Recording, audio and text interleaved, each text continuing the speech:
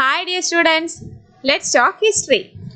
So, എല്ലാവരും നല്ല ചൂട് പിടിച്ച പഠിത്തത്തിലാണ് എന്ന് ഞാൻ പ്രതീക്ഷിക്കുന്നു.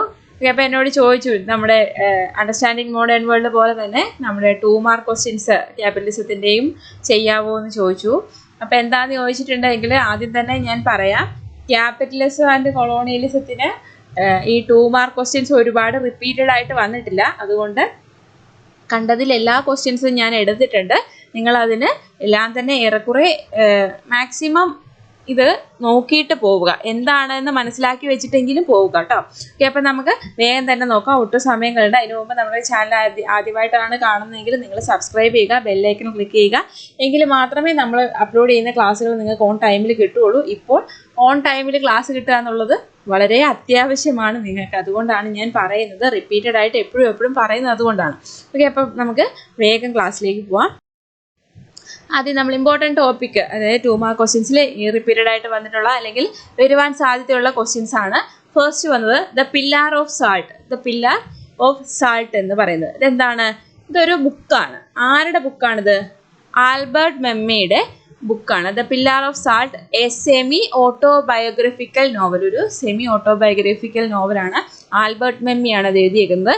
Chronicles a young boys experiences growing up in French colonized Tunisia, grappling with his Jewish, Arab and African identities and the challenges of assimilation and self-discovery in a world of contrast. എന്താണ് ഈ ഒരു കുട്ടിയുടെ life experience ആണ്, ഒരു semi autobiographical experience ആണ് ഇവിടെ പറയുന്നത്. ഒരു യങ് ബോയ്, ഫ്രഞ്ച് കൊളോണൈസ്ഡ് ആയിട്ടുള്ള ഒരു രാജ്യത്ത് ജീവിക്കുന്ന ഒരു യങ് ബോയ്, ആ കുട്ടി അവൻ്റെ ജീവിതത്തിൽ ഡിസ്കവർ ചെയ്തിട്ടുള്ള കോൺട്രാസ്റ്റ് ആയിട്ടുള്ള വേൾഡ് എക്സ്പീരിയൻസസിനെ കുറിച്ചാണ് അവിടെ പറയുന്നത്.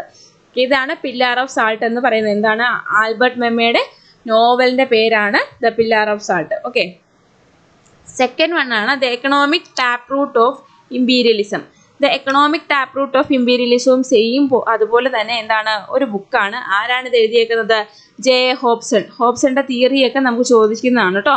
The economic taproot of imperialism as articulated by J A Hobson refers to the idea that economic factors, particularly the need for new markets and investment opportunities, drive imperialistic expansion rather than simply nationalistic pride or strategic advantages. എന്താണ് ഈ J A ഹോബ്സന്റെ അഭിപ്രായത്തിൽ എന്താണ് ഇത്? എന്തെന്നാ പറയുക? ഈ economic taproot of imperialism എന്ന് പറയുന്നത് എന്താണ്?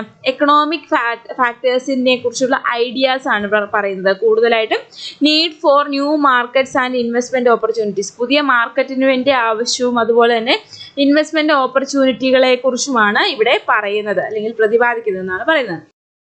നെക്സ്റ്റ് ഇമ്പോർട്ടൻറ്റ് ടോപ്പിക് എന്ന് പറയുന്നത് capitalism in the age of globalisation എന്നാണ് പറയുന്നത്.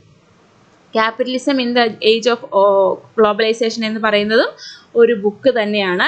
The management of contemporary society is a book written by Samir Amin. അമീൻ്റെ ബുക്കാണ്. എന്താണ്? Capitalism in the age of globalisation, the management of contemporary society is a book written by Samir Amin, a renowned radical economist. അദ്ദേഹം ഒരു economist ആയിരുന്നു. The book first published in 1997.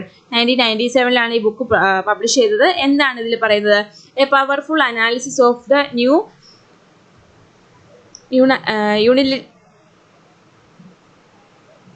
യൂണിലിറ്റേറിയൻ capitalist era following the collapse of the Soviet model and apparent triumph of the market and globalization. Okay, next topic എന്ന് പറയുന്നത് Hobson and theory of imperialism. ഇതിൽ 2 mark question ആയിട്ട് ഹോബ്സണെ ചോദിച്ചിട്ടുണ്ട്. Hobson എന്നൊരു 2 mark question ആണ്. Then theory of imperialism, Hobson theory of imperialism എന്ന് പറയുന്നത് മറ്റൊരു ക്വസ്റ്റ്യൻ ആണ്. ഇത് രണ്ടും 2 മാർക്കിൽ വന്നിട്ടുള്ളതാണ്. അപ്പം ഹോബ്സൺസ് തിയറി ഓഫ് ഇമ്പീരിയലിസം എന്താണ്? John A Hobson's theory of imperialism as outlined in his 1902 book imperialism a study. Theory of imperialism, ഹോബ്സന്റെ തിയറി ഓഫ് ഇമ്പീരിയലിസം എവിടെയാണ് പറഞ്ഞിരിക്കുന്നത്? അദ്ദേഹത്തിന്റെ 1902 പബ്ലിഷ് ചെയ്തിട്ടുള്ള ബുക്കുണ്ട്, ഇമ്പീരിയലിസം എ സ്റ്റഡി എന്ന് പറഞ്ഞ ബുക്കിലാണ് അദ്ദേഹത്തിന്റെ തിയറി ഓഫ് ഇമ്പീരിയലിസം പറയുന്നത്. It is an influential critique of imperialism and its underlying economic and social drivers. എന്താണ് ഇതിനകത്ത് എന്താ ഇമ്പീരിയലിസത്തിനെ ഇൻഫ്ലുവൻഷ്യലി ക്രിട്ടിസൈസ് ചെയ്യുകയും അതിലെ എക്കണോമിക് ആൻഡ് സോഷ്യൽ ഡ്രൈവേഴ്സിനെ കുറിച്ച് പറയുകയും ചെയ്യുകയാണ്. ഇതിൽ പറഞ്ഞിരിക്കുന്ന പ്രധാനപ്പെട്ട പോയിന്റുകൾ എന്ന് പറയുന്നത് ഏതൊക്കെയാണ്? Under consumption, surplus capital, imperialism as a safety valve, the role of the state. ഇത്രയുമാണ് ഹോബ്സന്റെ ഇമ്പീരിയലിസം തിയറിയിൽ പറഞ്ഞിരിക്കുന്ന പോയിന്റ്. നെക്സ്റ്റ് പോയിന്റ് എന്ന് പറയുന്നത് അല്ലെങ്കിൽ നെക്സ്റ്റ് ടോപ്പിക് എന്ന് പറയുന്നത് പെനലോപ്പ് ആന്തിയാസ്. പെനലോപ്പ് ആന്തിയാസ് എന്ന് പറഞ്ഞിട്ടുണ്ടെങ്കിൽ എന്തോ വലിയ സാധനമാണെന്ന് വിചാരിക്കും. ഒരു ബ്രിട്ടീഷ് സോഷ്യോളജിസ്റ്റ് ആയിട്ടുണ്ടായിരുന്ന ഒരു ലേഡിയുടെ പേരാണ് ഈ പെനലോപ്പ് ആന്തിയാസ് എന്ന് പറയുന്നത്. She is a British sociologist and academic who has made significant contributions to the field of sociology, anthropology and feminist theory. Okay, അവരുടെ വർക്കിൻ്റെ പേരുകളാണ് താഴെ പറഞ്ഞിരിക്കുന്നത്. Ethnicity, class, gender and migration, Greek Cypriots in Britain, racialised boundaries, race, nation, gender, colour and class and the anti racist struggles. ഇതൊക്കെ അവരുടെ ബുക്കിൻ്റെ പേരാണ്. At least അവർ ആരാണ് എന്താണ് എന്നെങ്കിലും പഠിച്ചു വെക്കുക കേട്ടോ. Okay, next feudalism. പിന്നീട് ചോദിക്കുന്ന 2 മാർക്ക് ക്വസ്റ്റ്യൻസിൽ ഉള്ളതാണ് ഫ്യൂഡലിസം, കൊളോണിയലിസം, ഇമ്പീരിയലിസം, ബ്യൂറോക്രസി. ഇതുപോലെയുള്ള ടേമുകൾ ഇതിനെയൊക്കെ ഡിഫൈൻ ചെയ്ത് വന്നേക്കാം. മെർക്കന്റിലിസം, ഇതൊക്കെ എന്താണെന്ന് ചോദിച്ചേക്കാം. അപ്പോൾ ഇതിൻ്റെയൊക്കെ ടേമിൻ്റെ മീനിങ് എന്താണ് എന്ന് പഠിച്ചു വെക്കുക. ഫ്യൂഡലിസം എന്ന് പറഞ്ഞിട്ടുണ്ടെങ്കിൽ എന്താണ്? It was A social and economic system that dominated in medieval Europe roughly from the 9th to the 15th century.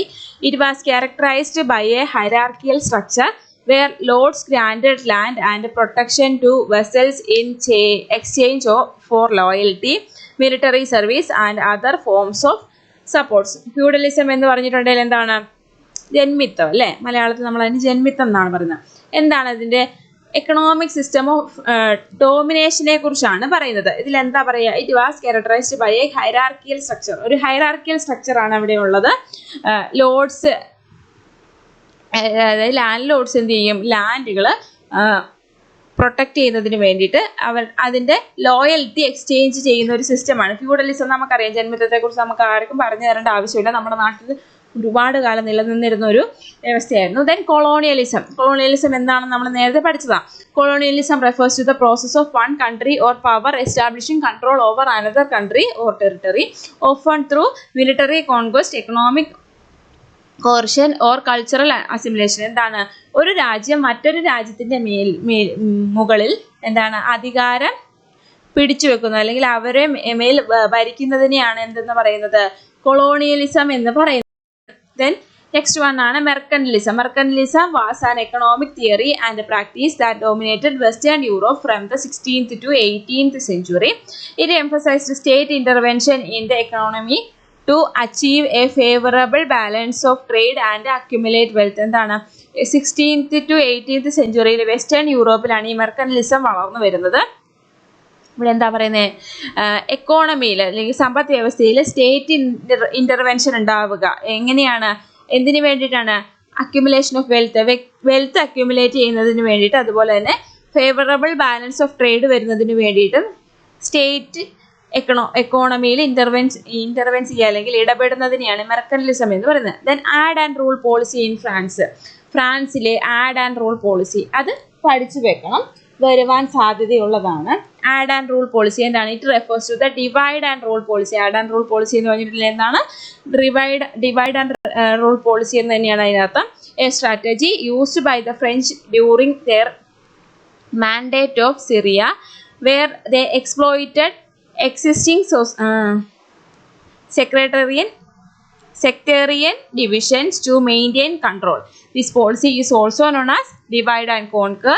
It involves creating or exacerbating divisions within a population to weaken resistance and maintain control. അടുത്തത് ഇനി വരുന്നത് എന്ന് പറഞ്ഞിട്ടുണ്ടെങ്കിൽ ചോദിച്ചിട്ടുള്ള questions ആണ്, പക്ഷെ repeated അല്ല. European imperialism in India എന്ന് ചോദിച്ചിട്ടുണ്ടെങ്കിൽ എന്താണ്? അത് 2 വാക്കിലെങ്കിലും എഴുതുവാനുള്ളത് നിങ്ങൾ പഠിച്ചു വെക്കുക. കൊളോണിയൽ ജഡ്ജസ് എന്ന് പറഞ്ഞിട്ടുണ്ടെങ്കിൽ ആരായിരുന്നു കൊളോണിയൽ ജഡ്ജസ്? കൊളോണിയൽ ജഡ്ജസ് ആരായിരുന്നു? കൊളോണിയൽ മജിസ്ട്രേറ്റ്സ് ആരായിരുന്നു? Then public health centres in colonies. ഈ കോളനികളിലെ പ്രധാനപ്പെട്ട പബ്ലിക് ഹെൽത്ത് സെന്ററുകൾ ഏതൊക്കെയായിരുന്നു? എന്താണ് modern world system? The modern world system ഒന്ന് ഡിഫൈൻ ചെയ്യുക. ഡിപ്പെൻഡൻസി തിയറി എന്താണെന്നൊന്ന് ഡിഫൈൻ ചെയ്യുക. എത്ര തരത്തിലുള്ള ഡിപ്പെൻഡൻസി തിയറികളുണ്ട് എന്ന് പറഞ്ഞാൽ മതി. മിക്സഡ് ബ്യൂറോക്രസീസ്, നാഷണൽ ബ്യൂറോക്രസീസ്, ഇതിനെയൊക്കെ ഡിഫൈൻ ചെയ്യുക. ഇതൊക്കെ എന്താണ് എന്ന് ജസ്റ്റ് ഡെഫിനേഷൻ അല്ല എങ്കിലും അതിനെ ഒന്ന് നിങ്ങൾ പഠിച്ചു വെക്കുക. 2 മാർക്ക് ക്വസ്റ്റ്യൻ ആൻസർ ചെയ്യാനുള്ളത് പഠിച്ചു വെച്ചിരിക്കുക. ഓക്കെ, അപ്പോൾ ഇത്രയുമാണ് നമുക്ക് 2 മാർക്ക് ക്വസ്റ്റ്യൻസിൽ വരാൻ സാധ്യതയുള്ള ക്വസ്റ്റ്യൻസ്. ഇത് മാത്രമേ വരുള്ളൂ എന്നല്ല ഞാൻ പറയുന്നത്, ഇത് വരുവാൻ സാധ്യത കൂടുതലാണ്. മറ്റു ടോപ്പിക്കുകളും വരുവാൻ സാധ്യതയുണ്ട്. അപ്പം നിങ്ങൾ പഠിക്കുമ്പം എല്ലാം ശ്രദ്ധിച്ച് തന്നെ പഠിക്കുക. 2 മാർക്ക് ക്വസ്റ്റ്യൻ ആൻസർ എഴുതുമ്പോൾ നിങ്ങൾ ഒരു പേജ് ഫുള്ളൊന്നും എഴുതി വെക്കേണ്ട ആവശ്യമില്ല. ഒരു 1/2 പേജ് 1/4 ഒരു പോർഷൻ മാത്രമേ ഒരു ടോപ്പിക്ക് എഴുതേണ്ടതുള്ളൂ. ഓക്കെ, 2 മാർക്കിന് അത്രയുമേ എഴുതേണ്ട ആവശ്യമുള്ളൂ. മാക്സിമം അത്രയുമേ എഴുതാവുള്ളൂ. ഓക്കെ, അപ്പം എല്ലാവരും ഈ ടോപ്പിക്കുകൾ വേഗം തന്നെ പഠിച്ചിരിക്കുക കേട്ടോ.